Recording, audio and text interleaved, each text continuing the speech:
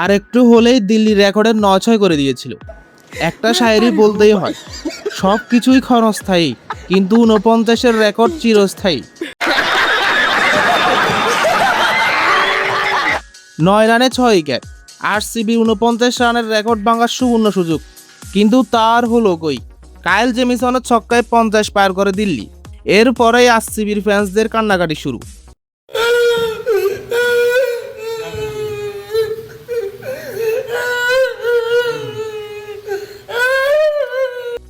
আরে লাডলে, कोई भी टीम कितना भी খারাপ খেললে ৪৯ রান করেই ফেলে।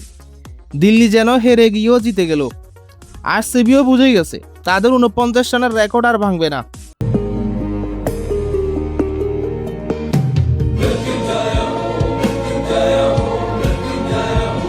তো ভাই লোক, কি অবস্থা? ভিডিও ভালো লাগলে অবশ্যই একটা লাইক দিন, আর হ্যাঁ, কমেন্ট করতে ভুলবেন না। এবার আসি কামের কথায়। আচ্ছা, এসব কিছু সাইডে রাখি, নিজের দেশ নিয়ে আলোচনা করি। ১৮২ রানের টার্গেটে খেলতে নেমে তামিম লিটন সাহেব যে টুকটুক শুরু করেছিল, তাদের খেলা দেখে মনে হচ্ছিল নিউজিল্যান্ড নয়, ওরাই কাফি বাংলাদেশকে হারানোর জন্য। लोगों ने तो ठेका ले रखा है, आप क्यों, हम हराएंगे अपनी टीम को।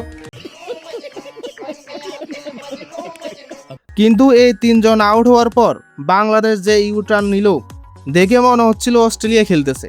এটা হালকা তেল মারা হয়েছে এটা। পারভেজ ইমন তৌহিদ হৃদয় উঠি মাত্র যে মাইক টানা শুরু করলো, ২-১ ওভারের মধ্যে ম্যাচের চিত্র বদলে গেল। एकदम इन्होंने वक्त बदल दिया, जज्बात बदल दिए, जिंदगी बदल दी। তবে শামীম হোসেনের নো লুক সিক্সের কথা বলতেই হবে। হোয়াট এ শট, বাই হাততালি তো দিতেই হবে।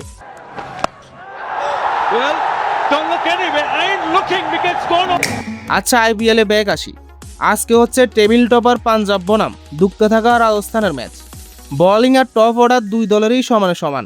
পার্থক্য একটাই, পাঞ্জাবের ক্যাপ্টেন আয়ার আর রাজস্থানের পারাক। একজন গুলশান তো একজন গুলিস্তান। लेस पे मार दे लुल्ली पे। हाय तेरी बहन, किसने भेजा इसे? তবে আজকে আসল খেলা হবে ওপেনিং এ। এক পাশ থেকে প্রভ সিমরান, প্রিয়ান সারিয়া, অন্য পাশ থেকে জয়সওয়াল, सूर्यवंशी। पाकिस्तान को मैं फाड़ के रख दूंगा। मेरा मकसद है जापान और चाइना के बच्चों को टक्कर देने का। जापान और चाइना के बच्चों को अब टक्कर देना। यस। তো আজকে এটুকুই, যত গ্যাঞ্জাম ক্যাচাল প্যাচাল সব নিয়ে কথা হবে কাল। আর হ্যাঁ, চ্যানেলটা সাবস্ক্রাইব করে দিও।